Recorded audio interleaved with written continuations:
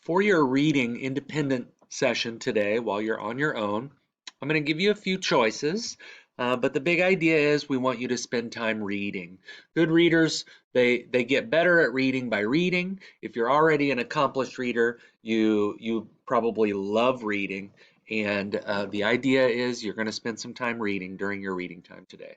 So you have some online exploration tools you can use. You can dig into the Epic Library here, choose a new book, or explore the selections. Um, you can go to the Access 360 app, which is the Indianapolis-Marion County Public Library.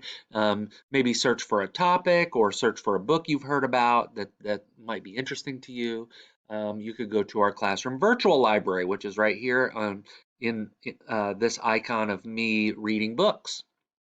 You can also read a book that you have at your home. So if you have a book handy that you're in the middle of, you can spend your time just enjoying that book. If you have other books to choose from, maybe you explore a new book today. But spend 20 to 30 minutes in some silent reading time, or maybe even read with a buddy, or read to your dog, read to your cat. Um, when I say read with a buddy, maybe you've got a family member or a parent or a grandparent that you could read with today.